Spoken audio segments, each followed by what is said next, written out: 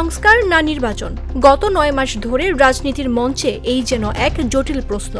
অন্তর্বর্তীকালীন সরকার আগামী জুনের মধ্যে নির্বাচনের কথা বললেও দেশের অন্যতম বড় রাজনৈতিক দল বিএনপির দাবি আগামী ডিসেম্বরের মধ্যেই নির্বাচন।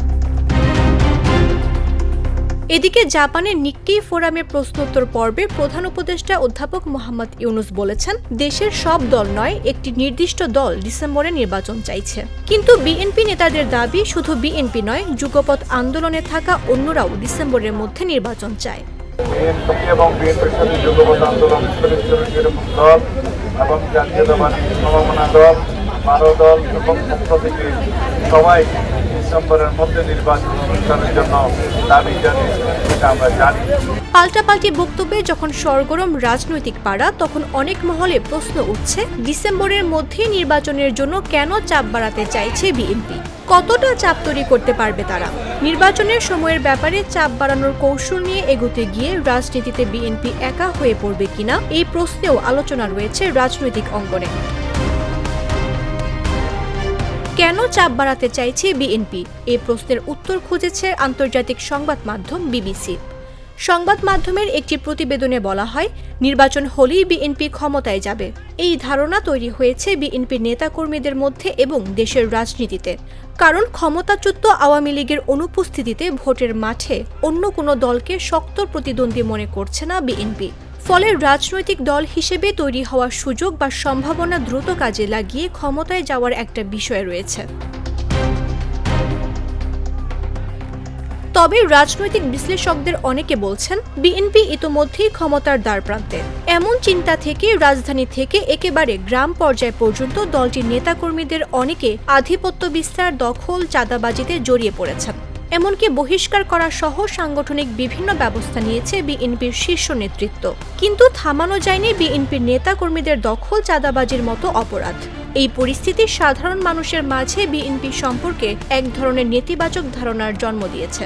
অনেক সমালোচনার মুখে পড়তে হচ্ছে দলটিকে।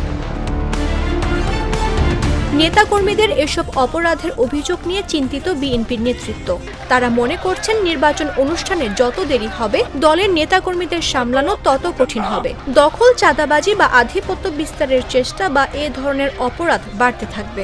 এমন প্রেক্ষাপটে নির্বাচন দেরিতে হলে কতটা সহায়ক পরিস্থিতি থাকবে সেটা দলটিকে ভাবাচ্ছে। হয়তো তারাই ক্ষমতায় যাবে, কিন্তু সমালোচনা বাড়বে। ষড়যন্ত্র তত্ত্বও কাজ করছে বিএনপির ভেতরে। দলটির নেতারা মনে করছেন, এনসিপির প্রতি প্রধান উপদেষ্টা অধ্যাপক ইউনুসের দুর্বলতা বা পক্ষপাতিত্ব আছে। এই দলটি সংস্কার ও আওয়ামী লীগের নেতাদের বিচার শেষ করার পর নির্বাচন চায়। আর জামায়াত সুবিধাবাদী একটা অবস্থান নিচ্ছে। এই দুটি দলের সঙ্গে ইসলামপন্থী আরও কিছু দলকে এক অবস্থানে এনে সরকার বিএনপিকে প্রতিপক্ষ বানানোর চেষ্টা করছে। এমন ষড়যন্ত্রের অভিযোগও বিএনপি আনছে। তবে জামায়াত ও এনসিপি এমন অভিযোগ মানতে রাজি নয়। ভোট হলেই বিএনপির ক্ষমতায় আসা নিশ্চিত, এই বাস্তবতা থাকার পরও বিএনপিকে ঠেকানো যায় কিনা এ ধরনের ষড়যন্ত্র করার চেষ্টা রয়েছে বলেও বিএনপি নেতারা বিশ্বাস করেন। অন্তর্বর্তী সরকারের ভেতরে ক্ষমতায় থাকার লোভ তৈরি হয়েছে, সেজন্য নির্বাচন প্রলম্বিত করার চেষ্টা রয়েছে। এমন ধারণা থেকে বিএনপি নেতারা এখন সরকারের সমালোচনা করছেন। অন্তর্বর্তী সরকারের দুর্বলতার বিষয়কেও বিএনপি ডিসেম্বরের মধ্যে নির্বাচন চাওয়ার পেছনে যুক্তি হিসেবে দেখাচ্ছে। দেশের আইনশৃঙ্খলা পরিস্থিতি নিয়ন্ত্রণ করতে না পারা, অর্থনীতি সহ সব ক্ষেত্রেই পরিস্থিতি সামলাতে সরকারের ব্যর্থতা রয়েছে। সেই ব্যর্থতা ঢাকতেও সরকারও ষড়যন্ত্র তত্ত্ব আওড়াচ্ছেন। এর মধ্যে নির্বাচন প্রলম্বিত করার চিন্তা কাজ করছে বলেও বিএনপি নেতাদের অনেকে মনে করেন। আর সেই জন্য বিএনপি ডিসেম্বরে নির্বাচন করার জন্য সরকারের ওপর চাপ বাড়ানোর কৌশল নিয়ে এবার মাঠে নামছে। ভোটের সময় নিয়ে বিএনপির সঙ্গে অন্য দলগুলোর মতপার্থক্য ছিল, তা এখন বাড়ছে। কারণ ডিসেম্বরেই নির্বাচন করতে হবে, এই অবস্থানে নিয়ে জামায়াত, এনসিপি এবং ইসলামপন্থী বেশিরভাগ দল। অন্তর্বর্তী সরকারও ডিসেম্বরে নির্বাচন দিতে চায় না, যদিও সব দলই নির্বাচন ও এর রোডম্যাপ চায়। কিন্তু নির্বাচনের সময়ের প্রশ্নে বিএনপি ছাড়া এসব দল ডিসেম্বর থেকে জুনের মধ্যে নির্বাচন করার সরকারের অবস্থানের প্রতি সমর্থন দিচ্ছে। বামপন্থী কিছু দল বিএনপির সঙ্গে ডিসেম্বরের মধ্যে নির্বাচন চায়। তবে রাজনীতিতে এখন বামপন্থী দলগুলোর তেমন প্রভাব নেই।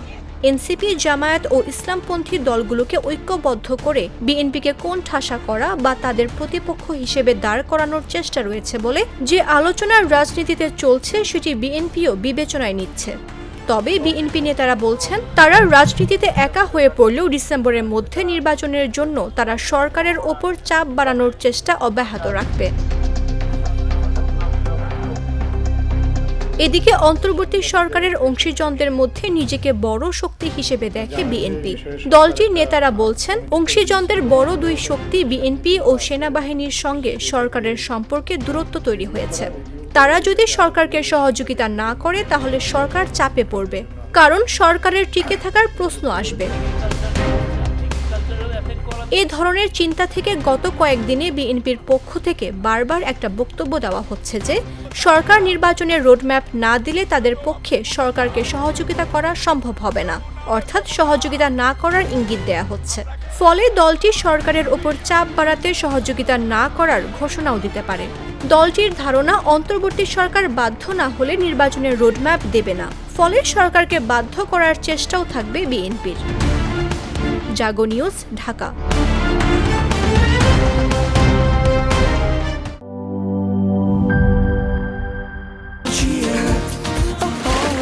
চিল হবে রিফ্রেশিং মুডে। চিয়ার আপ, চলো উড়াই খুশি।